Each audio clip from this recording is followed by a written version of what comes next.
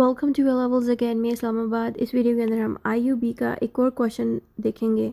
ये question paper कौन सा है? ये है 2024 एनुअल आईयूबी का पेपर है। पेपर्स के लिए आपको स्क्रीन पे मैं एक वीडियो दिखा रही हूँ।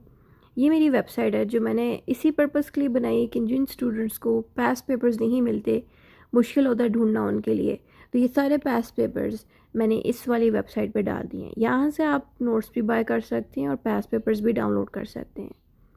यहाँ पे जैसे स्क्रीन पे दिखाया जा रहा है, जैसे मैं क्लिक कर रही हूँ और डाउनलोड कर रही हूँ, इसी तरह आप लोग भी अपने डिवाइस में इन पेपर्स को डाउनलोड कर सकते हैं।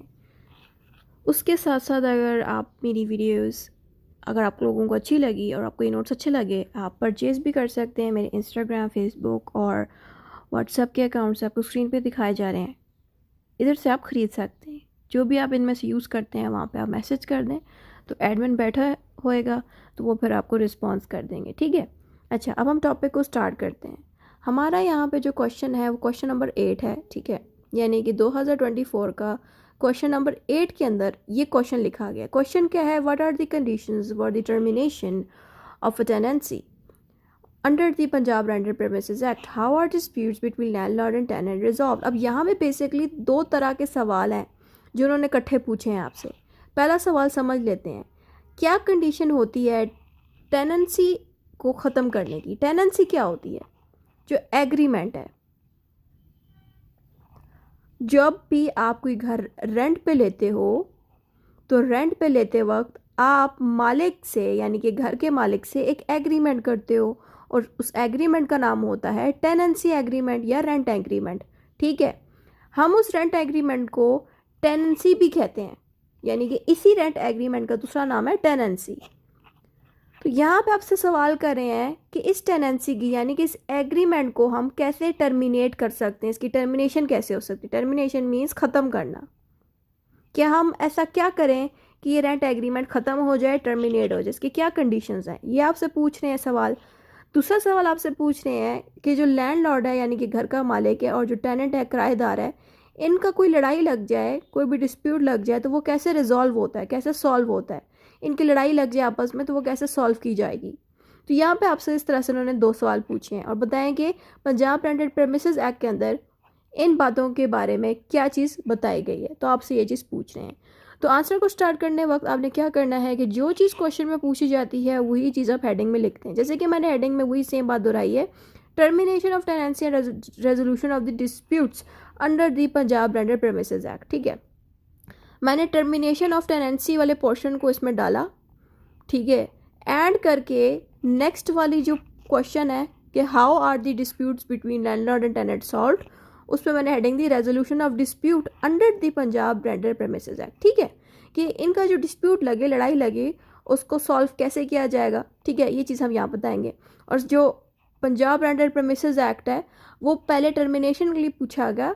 ज़ाहिर बात है पूछ वो दोनों के लिए रहे, लेकिन लिखा उन्होंने एक ही के साथ है, तो मैंने यहाँ पे दोनों बातों को इकट्ठे कर दिया और साथ बता दिया under the Punjab rental premises act. यानी कि चाहे आप टर्मिनेशन का पॉइंट एक्सप्लेन करो या डिस्प्यूट के बारे में बताओ, दोनों बातें आपको पंजाब रेंटल प्रेमिसेस एक्ट के अकॉर्डिंग ही बतानी है। इस तरह से मैंने हेडिंग दी। इस तरह से हेडिंग देने से एक अच्छा इंप्रेशन बनता है कि जी आपको सवाल की अच्छे से समझ लगी है, तभी आपने इस तरह की इतनी अच्छी हेडिंग दी है। फिर स्टार्ट करते वक्त आपने इंट्रोडक्शन की हेडिंग देनी है एक और। फिर इंट्रोडक्शन की हेडिंग देने के बाद आपने लिखना है sometimes a tenancy the period when a tenant rents the property comes to an end. पहली लाइन का मतलब है कि एक एग्रीमेंट जो हुआ था, उस एग्रीमेंट के अंदर कुछ टाइम दिया जाता है कि इससे इतने वक्त तक ये घर हम रेंट पे देंगे। जैसे कि 2 साल के लिए आप एक घर, 2 ईयर्स के लिए आप एक घर रेंट पे ले रहे हो, 2 साल आपके गुजर गए तो ज़ाहिर बात है टेनेंसी ख़त्म हो गई, आपका रेंट एग्रीमेंट अब ख़त्म हो जाएगा। यही बात यहाँ पे बताई गई है। The Punjab Rental Premises Act sets rules for when a landlord can ask a tenant। तो यहाँ पे ये पूछ रहे हैं, इस सेकेंड लाइन में वो ये पूछ रहे हैं, ये जो ये एक्ट है पंजाब रेंटल प्रेमिसेस एक्ट, इसके अंदर कुछ रूल्स मौजूद हैं, कुछ तरीके बताए गए हैं कि किस तरह लैंडलॉर्ड और टेनेंट इस टेनेंसी एग्रीमेंट को ख़त्म कर सकते हैं। ठीक है, फिर आता है the act also explain. Act कौन सा? यही पंजाब रेंटल प्रेमिसेस एक्ट। ये एक्ट हमें ये भी सिखाता है कि डिस्प्यूट्स अगर इन दोनों बंदों के बीच, लैंडलॉर्ड और टेनेंट के बीच कोई लड़ाई लग जाए, डिस्प्यूट लग जाए, तो वो कैसे सॉल्व की जाएगी। यानी कि यही पंजाब रेंटेड प्रेमिसेस एक्ट ये भी बताता है हमें कि हम टेनेंसी एग्रीमेंट ख़त्म कैसे कर सकते हैं, यानी कि किराए वाला एग्रीमेंट ख़त्म कैसे कर सकते हैं, और साथ में अगर लैंडलॉर्ड एंड टेनेंट की लड़ाई लग जाए तो उसको सॉल्व कैसे किया जाएगा, वो मेथड्स भी यही एक्ट बताता है। जब ये बातें हमने इंट्रोडक्शन में दे दी, फिर हमने नेक्स्ट हेडिंग देनी है conditions for termination of tenancy, यानी कि डायरेक्ट उस टॉपिक की हेडिंग दे देनी है जो सवाल में पूछा गया। ठीक है, उसकी हेडिंग जब हमने दे दी, फिर हमने बताना है a tenancy can be terminated in following situations, कि जो टेनेंसी का एग्रीमेंट है यानी कि किराए वाला जो एग्रीमेंट है ये टर्मिनेट हो जाता है, यानी कि ख़त्म हो जाता है फॉलोइंग मेंशन सिचुएशन की वजह से, यानी कि जो चीज़ें नीचे बताई गई हैं इन सूरतों की वजह से टर्मिनेशन हो जाती है, यानी कि ख़त्म हो जाता है टेनेंसी एग्रीमेंट। सबसे पहला पॉइंट आपने देना है end of the rental period, यानी कि जितने वक्त के लिए आपने घर रेंट पे लेना था वो वक्त अब गुजर चुका है, टाइम अप हो चुका है, तो यहाँ पे आके टेनेंसी पीरियड ख़त्म हो जाता है, यानी कि रेंट पे जितने वक्त के लिए हमने घर लिया है उसका टाइम अब आ गया है। अब हमने लिखना कैसे है वो अब हम समझते हैं। If the agreed rental period, agreed means कि किराएदार, टेनेंट और लैंडलॉर्ड दोनों को पता है कि किस वक्त के लिए घर किराए पे दिया जाएगा। टेनेंट किराएदार घर तकरीबन 2 साल के लिए लेने को आया और लैंडलॉर्ड को भी पता है कि 2 साल के लिए इधर रहेगा, तो इट मीन्स दोनों को ये चीज़ पता है कि दोनों ने एग्री किया, इस चीज़ को माना कि जी ये घर हम इतने वक्त के लिए किराए पे लगाया जाएगा। ठीक है, तो ये होता है एग्रीड रेंटल पीरियड।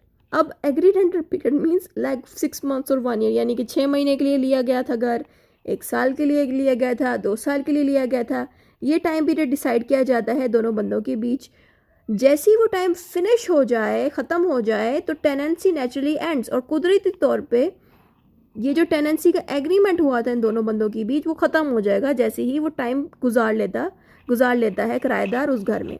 ठीक है, एग्जाम्पल भी आप दे सकते हैं इसमें।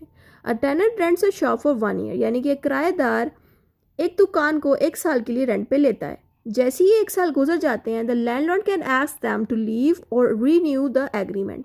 जो शॉप का मालिक है 1 साल गुजरने के बाद टेनेंट से कहेगा या आप इस दुकान को छोड़ दें ताकि नया किराएदार आ जाए, या आप मेरे साथ इस दुकान पे मज़ीद रहने के लिए दोबारा से एक नया एग्रीमेंट कर लें। तो ये चीज़ होती है रेंट के अंदर। फिर आता है non payment of a rent. जब एक किराएदार पैसे नहीं देगा, किराया नहीं देगा, तो ऐसी सिचुएशन पे भी टेनेंसी ख़त्म कर दी जाएगी। ठीक है, रेंट एग्रीमेंट ख़त्म कर दिया जाएगा। ज़ाहिर बात है जब किराएदार पैसे नहीं देगा, मालिक फिर उस बंदे को निकाल के किसी और बंदे को ले आएगा। तो जो एग्रीमेंट, जो टेनेंसी एग्रीमेंट जिस बंदे के साथ पहले हुआ था उसको जब निकाल दिया जाएगा तो दूसरे किराएदार के साथ एक न्यू एग्रीमेंट किया जाता है। कभी भी पुराना एग्रीमेंट न्यू बंदे के साथ नहीं होता। ठीक है, क्योंकि पुराने एग्रीमेंट में पुराने वाले किराएदार का नाम होता है, इसीलिए हर किराएदार के साथ एक नया एग्रीमेंट किया जाता है। इसलिए यहाँ पे लिखा है द टेनेंट डज नॉट पे the rent with in the 30 days, कि 30 डेज़ के अंदर अंदर टेनेंट की तरफ से यानी कि किराएदार का रेंट अगर नहीं आता तो फिर उस किराएदार को निकाल दिया जाएगा, और जब उसको निकाला जाएगा तो जो एग्रीमेंट यानी कि टेनेंसी जो बनी थी पहले वो ख़त्म हो जाएगी, उसकी टर्मिनेशन हो जाएगी। नेक्स्ट हेडिंग आती है breach of agreement. Agreement means कि जो टेनेंसी का एग्रीमेंट हुआ, रेंट का जो एग्रीमेंट हुआ, उस रेंट के अकॉर्डिंग यानी कि उस एग्रीमेंट के अकॉर्डिंग फॉलो नहीं किया टेनेंट ने, कुछ गलत चीज़ कर दी है, तो ऐसी सिचुएशन पे भी रेंट एग्रीमेंट को तोड़ दिया उसने, इट मीन्स कि अब उस टेनेंट को निकालना पड़ेगा। If the tenant breaks any term of the rental agreement the landlord can terminate the tenancy. अब टेनेंट साहब को, जो किराएदार है, उसको लैंडलॉर्ड ने कहा कि आप अपने घर में कोई भी इलीगल एक्टिविटी या गलत काम नहीं कर सकते, लेकिन टेनेंट बग़ैर लैंडलॉर्ड को बताए लैंडलॉर्ड के घर में ड्रग्स बेचने वाला या कोई भी गलत काम करने लग जाता है। तो यहाँ पे टेनेंट क्या कर रहा है, एग्रीमेंट के ख़िलाफ़ एक्शंस कर रहा है सारी, क्योंकि एग्रीमेंट में क्लियरली लिखा है कि टेनेंट कोई भी गलत काम नहीं कर सकता, इसीलिए यहाँ पे यह बात बताई गई है। तो अगर टेनेंट यानी कि किराएदार कुछ भी गलत काम करता है और अपना एग्रीमेंट के ख़िलाफ़ चला जाता है, तो लैंडलॉर्ड इस एग्रीमेंट को, इस टेनेंसी एग्रीमेंट को टर्मिनेट कर देगा, ख़त्म कर देगा और इसको निकाल देगा। इसके पे एग्जांपल भी दे सकते हैं, using the property for something other than what was agreed, यानी कि उस प्रॉपर्टी को उस पर्पज़ के लिए यूज़ नहीं करना जिस पर्पज़ के लिए मालिक ने आपको वो प्रॉपर्टी दी थी रहने के लिए। यानी कि आप किराएदार जो है मालिक से कहता है कि मैं इस घर में सिर्फ रहना चाहता हूँ, लेकिन फिर वो उसी घर के अंदर किराएदार ड्रग्स बेचने लगता है या कोई भी गलत काम करने लगता है, तो ये गलत हरकत हुई। इसीलिए ये बात यहाँ लिखी गई है कि जिस मकसद के लिए आप ले रहे हो और वो मकसद की बजाय किसी और मकसद को आप यूज़ करना शुरू कर दो, कोई और गलत काम करना शुरू हो जाओ किसी और की प्रॉपर्टी में। जैसे कि like running a factory in a house meant for residence, यानी कि आप एक घर जिसमें आप जो रेजिडेंसी एरिया है जहाँ पे आप रहने के लिए आए हो वहाँ पे आप फैक्ट्री खोल दो छुपके से और कोई काम स्टार्ट कर दो और मेन मालिक जो लैंडलॉर्ड है उसको पता ही ना हो, तो इस वजह से भी जो टेनेंसी एग्रीमेंट है वो ख़त्म हो जाएगा। तो चाहे आप इलीगल काम करो या लीगल काम करो, दोनों सिचुएशन में बगैर मालिक को बताए आप कोई भी एक्टिविटी करते हो जो उस एग्रीमेंट के अगेंस्ट हो, जो उस एग्रीमेंट में पहले से ना बताई गई हो, तो फिर ऐसी सिचुएशन पे वो जो टेनेंसी का एग्रीमेंट हुआ था वो ख़त्म कर दिया जाएगा, टर्मिनेट कर दिया जाएगा। Violation of the duties, if the tenant does not follow their duties like keeping the property safe, not disturbing neighbors or subletting without permission, the landlord can end the tenancy। अगर आपने बाकी videos नहीं देखी मेरी तो आपको इन बातों का मतलब नहीं पता होगा। यहाँ पे समझा देती हूँ कि अगर एक टेनेंट यानी कि जो किराएदार है प्रॉपर्टी को सेफ नहीं रखता, यानी कि जिस प्रॉपर्टी में वो रह रहा है, लैंडलॉर्ड की जो प्रॉपर्टी में रह रहा है ये टेनेंट, वो किराएदार या टेनेंट प्रॉपर्टी को डैमेज कर रहा है, ठीक है, या फिर जिस घर में वो रह रहा है आसपास में जो नेबर्स हैं, जो पड़ोसी हैं, उनको तंग कर रहा है, या फिर अपनी इस प्रॉपर्टी में जिसमें वो किराए में रह रहा है, किराए दे के रह रहा है, उसमें वो अननोन लोगों को भी रहने दे रहा है, तो ऐसी हरकत पे ये जो तीनों हरकतें बताई हैं, इन हरकतों पे लैंडलॉर्ड क्या करेगा, घर का मालिक क्या करेगा, टेनेंसी का जो एग्रीमेंट है वो ख़त्म करा देगा, क्योंकि ये सारी चीज़ें गलत हैं। आपको लैंडलॉर्ड की परमिशन चाहिए होती है हर काम करने से पहले। तो चाहे आप प्रॉपर्टी डैमेज करो, चाहे आप नेबर्स को तंग करो, चाहे आप किसी को भी घुसाओ घर में, इन सारी चीज़ों के लिए लैंडलॉर्ड से पूछना पड़ता है, ठीक है। तो लैंडलॉर्ड से पूछे बगैर ये अगर हरकत हम करेंगे तो ये गलत है, वैसे भी गलत है, करनी भी नहीं चाहिए। फिर आता है सब लेटिंग विदाउट परमिशन। सब लेटिंग विदाउट परमिशन को दोबारा से मैंने हेडिंग में भी लिख दिया। इसका मतलब है किसी और बंदे को आप उस घर में घुसा रहे हो जिस पे आप किराए दे रहे हो, यानी कि जिस बिल्डिंग के अंदर आप अपने दोस्तों को रहने के लिए दे रहे हो, उस बिल्डिंग के आप खुद ही किराएदार हो, आप खुद ही उस बिल्डिंग के क्या हो, टेनेंट हो। तो अगर आप खुद टेनेंट हो उस बिल्डिंग के, तो आप किसी भी एक्स्ट्रा बंदे को नहीं रहने दे सकते। अगर आपने किसी पर्सन को उस घर में रहने देना है तो सबसे पहले आपको परमिशन किसकी लेनी है, घर के मालिक की, लैंडलॉर्ड की। अगर आप परमिशन के बगैर किसी भी बंदे को सब लेट कर देते हो, यानी कि अपने घर में घुसने देते हो रेंट वाले, तो ऐसी सिचुएशन पे जो मालिक है घर का, वो आपके साथ हुआ जो एग्रीमेंट है, जो कॉन्ट्रैक्ट है रेंट वाला, वो ख़त्म करा देगा। यही जो कॉन्ट्रैक्ट है जिसको हम टेनेंसी कहते हैं, ये टर्मिनेट हो जाएगा, ख़त्म हो जाएगा। How disputes are resolve. अब यहाँ से क्या होगा, हमारा जो सेकंड पोर्शन है क्वेश्चन का, कि दोनों पार्टी जो ये लैंडलॉर्ड हैं और टेनेंट हैं, यानी कि घर का मालिक और जो किराएदार है, इनकी बीच अगर कोई लड़ाई लग जाए, कोई डिस्प्यूट लग जाए, तो उसको सॉल्व कैसे किया जाएगा, ये क्वेश्चन था हमारा। अब ये क्वेश्चन यहाँ से हमारा अब स्टार्ट हो जाता है। तो यहाँ पे आपने लिखना है disagreement between the landlord and tenant are handled by the rent tribunal. इन दोनों बंदों के बीच, यानी कि घर के मालिक और किराएदार के बीच जो भी मामला आते हैं उनको हैंडल कौन करता है, रेंट ट्राइब्यूनल। रेंट ट्राइब्यूनल क्या होता है, रेंट ट्राइब्यूनल कोर्ट्स होती हैं, बट इन कोर्ट्स का नाम रेंट ट्राइब्यूनल क्यों रखा गया, क्योंकि जो आम कोर्ट्स हैं उनमें ऑलरेडी बहुत ज़्यादा बर्डन है, तो इसलिए बर्डन कम करने के लिए कोर्ट्स के आसानी के लिए एक और कोर्ट्स बना दी गई जिनका नाम रख दिया गया रेंट ट्राइब्यूनल। ये जो दूसरी कोर्ट्स बनाई गई रेंट ट्राइब्यूनल, ये इसलिए बनाएगी ताकि सिर्फ़ और सिर्फ ये रेंट के मामलात को हैंडल करे, ताकि आम कोर्ट्स के ऊपर से बर्डन हट जाए। इसीलिए ये रेंट कोर्ट्स का इजाद हुआ। और ये जो रेंट ट्राइब्यूनल है, इनको इजाद कैसे किया गया, ये भी पंजाब रेंटेड प्रेमिसेस एक्ट की मदद से, ये एक्ट की मदद से ये कोर्ट्स बनी, यानी कि पंजाब रेंटेड प्रेमिसेस एक्ट ने ही इस रेंट ट्राइब्यूनल कोर्ट को बनवा दिया।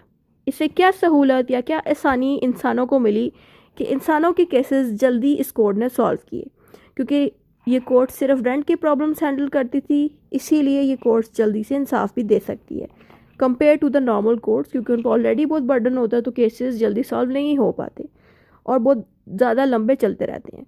तो रेंट ट्राइब्यूनल में केस सॉल्व कैसे किया जाता है कि सबसे पहले एक कंप्लेंट फाइल की जाती है। अगर लैंडलॉर्ड को कोई प्रॉब्लम पहुंची है किराएदार से तो वो कंप्लेंट भेजेगा, अगर किराएदार को कोई प्रॉब्लम पहुंची है लैंडलॉर्ड से तो वो कंप्लेंट भेजेगा, यानी कि दोनों साइड से कंप्लेंट भेजी जाएगी रेंट ट्राइब्यूनल को, इस कोर्ट को। तो यहाँ पे सेम बात लिखिए, either the landlord or the tenant can file a complaint with the rent tribunal if there is a problem, कि इन दोनों को एक दूसरे के साथ कोई भी प्रॉब्लम है तो जिसको प्रॉब्लम पहुंची है वो रेंट ट्राइब्यूनल को एक कंप्लेंट फाइल करेगा, एक कंप्लेंट लिख के भेजेगा। फिर आता है ट्राइब्यूनल हियरिंग, यानी कि इसी रेंट ट्राइब्यूनल के अंदर एक हियरिंग कंडक्ट की जाएगी, मतलब कि दोनों पार्टीज, चाहे लैंडलॉर्ड हो चाहे टेनेंट हो, दोनों पार्टीज़ को कोर्ट में आना पड़ेगा, यानी कि रेंट ट्राइब्यूनल में आना पड़ेगा, जहाँ पे इन दोनों की हियरिंग की जाएगी। यानी कि वहाँ पे जो जज बैठा होएगा वो लैंडलॉर्ड और टेनेंट दोनों को कहेगा आप हाजिर रहें, ताकि इन दोनों की जो लड़ाई लगी है, जो भी इशू हुआ है, वो सॉल्व किया जा सके। नेक्स्ट हेडिंग आती है ऑर्डर्स बाय द ट्राइब्यूनल। जब हियरिंग हो जाए, जब दोनों पार्टीज़ को बुलवा के उनकी बात जब सुन लेगा कोर्ट, फिर कोर्ट क्या करेगा, उनके ऊपर एक ऑर्डर पास करेगा। ऑर्डर मीन्स एक तरह का डिसीजन देगा। अब वो डिसीजन क्या देगा, वो डिसीजन यहाँ पे लिखे गए हैं। Order repairs the landlord has neglected maintenance. अब यहाँ पे बताया गया है कि जो टेनेंट है, किराएदार है, वो बार बार लैंडलॉर्ड से कह रहा है कि आप अपने घर को ठीक करो, लेकिन अगर लैंडलॉर्ड नहीं ठीक करा घर को, क्योंकि वो पैसे नहीं लगाना चाह रहा घर पे, तो टेनेंट क्या करेगा, अपनी शिकायत जब ट्राइब्यूनल को करेगा तो ट्राइब्यूनल यानी कि कोर्ट लैंडलॉर्ड यानी कि मालिक से कहेगी कि आप घर को मेंटेन करें। इस तरह से टेनेंट की हेल्प होएगी। उसके अलावा allow the tenant to fix problems and deduct the cost from rent. अगर कोर्ट के कहने के बावजूद भी घर का मालिक लैंडलॉर्ड नहीं ठीक करता, घर को मेंटेन नहीं करता, तो ट्राइब्यूनल टेनेंट से कहेगी कि आप जो खर्चा भी घर को ठीक करने पे लगाओगे वो पैसे माइनस हो जाएंगे उन पैसों से जो आप रेंट दोगे लैंडलॉर्ड को। अगर लैंडलॉर्ड को आपने 50,000 रुपीज़ किराया देना है और टेनेंट ने ये 50,000 देना है किराया, तो जब यही टेनेंट मालिक के घर को यानी कि इसी लैंडलॉर्ड के घर के ऊपर 35,000 लगाएगा ठीक करने पे, तो पीछे लैंडलॉर्ड को उसको 50,000 देने की ज़रूरत नहीं है, क्योंकि वो लैंडलॉर्ड के घर पे ही 35,000 लगा के उसको ठीक कर रहा है। तो यही जो किराएदार है, जब 35,000 लगाएगा तो वो किराया 50,000 नहीं देगा, उल्टा सिर्फ 15,000 देगा जो रिमेनिंग पैसे हैं। यानी कि 50 में से अगर हम 35 निकाल दें तो पीछे सिर्फ 15,000 रह जाते हैं, तो ये 15,000 पे लैंडलॉर्ड को जाएंगे। इस तरह से ये रेंट ट्राइब्यूनल इनके इशू को सॉल्व करता है। उसके अलावा authorize eviction if the tenant has violated the tenancy agreement. और अगर लैंडलॉर्ड हर तरह से अच्छा है, प्रॉपर्टी भी मेंटेन रखता है, सब सही करता है, लेकिन जो उसका किराएदार है वो बुरा इंसान है, किराया नहीं दे रहा टाइम पे या कुछ भी गलत कर रहा है, तो जो लैंडलॉर्ड है वो इस रेंट ट्राइब्यूनल से कहेगा कि ये टेनेंट तंग कर रहा है, किसी किस्म का मसला डाल रहा है। तो लैंडलॉर्ड के कहने के बाद भी किराएदार घर छोड़ के नहीं जा रहा, तो फिर लैंडलॉर्ड क्या करेगा, घर का मालिक रेंट ट्राइब्यूनल से मदद लेगा और रेंट ट्राइब्यूनल जो है इस किराएदार को घर से निकलवाने में मदद करेगी, यानी कि एविक्शन करवाएगी। इस एविक्शन के साथ ऑथराइज एविक्शन इसलिए लगाया गया है क्योंकि इसके ऊपर बाकायदा कोर्ट की परमिशन आई है टेनेंट को यानी कि किराएदार को निकालने की, इसलिए इसके साथ हम ऑथराइज एविक्शन लिखते हैं। Next heading is recover unpaid rent और एक्सपेंसेस फ्रॉम ईदर पार्टी। यहाँ पे ये कह रहे हैं कि अगर लैंडलॉर्ड ने घर का टैक्स नहीं दिया या किराएदार ने घर का रेंट नहीं दिया, जिस अपने हिस्से की जो रिस्पॉन्सिबिलिटी नहीं निभाई, उस हिसाब से रेंट ट्राइब्यूनल उनको कहेगा अपने हिस्से की आप ड्यूटीज़ निभाएं। ये पोर्शन भी मैंने इसमें ऐड किया। Then we have fast and specialized process. Fast and specialized process में हमने लिखना है unlike traditional courts the rent tribunal resolves cases quickly and specializes in rental laws। अब यहाँ पे आसान उर्दू में समझाया जाएगा। इसमें ये बताया गया है कि जो आम ट्रेडिशनल कोर्ट्स हैं, ट्रेडिशनल आप भी लिखें, आप सिंपल लिख दें, जो नॉर्मल कोर्ट्स हैं उनमें उनमें केसेस काफ़ी वक्त तक चलते रहते हैं, क्योंकि कोर्ट्स के ऊपर ऑलरेडी बहुत प्रेशर आया होता है, हर तरफ से केसेस आए होते हैं। लेकिन ये जो रेंट ट्राइब्यूनल्स बनाए गए, इनके बनने से ये फ़ायदा हुआ कि जितने भी प्रॉब्लम्स थे किराएदारों के और मालिक के, ये जल्दी सॉल्व हो जाते थे इन कोर्ट्स के बनने से। और इस कोर्ट की एक और ख़ासियत भी ये है कि इन कोर्ट्स में जो जजेस बैठे होते हैं और जो भी वकील काम कर रहे होते हैं, वो बहुत ज़्यादा रेंट के मामलात में बहुत ज़्यादा स्किल्डफुल होते हैं। यानी कि यहाँ पे जो जजेस और वकील होंगे, उनका इसी फील्ड में, रेंट की फील्ड में स्पेशलाइजेशन बहुत स्ट्रांग होगी, बहुत ज़्यादा कैपेबल होंगे, बेहतर होंगे। ये चीज़ आपने बतानी है। फिर आता है decisions are legally binding and must be followed by both parties. यहाँ पे ये भी बताया जाता है कि जो रेंट ट्राइब्यूनल है, जब वो डिसीजन देगा तो वो डिसीजन बाइंडिंग होगा, यानी कि उस डिसीजन को लैंडलॉर्ड और टेनेंट दोनों को मानना पड़ेगा और दोनों को फॉलो करना पड़ेगा। कंक्लूजन जो भी आपने ऊपर पढ़ा है, दोबारा इस कंक्लूजन में लिखना है।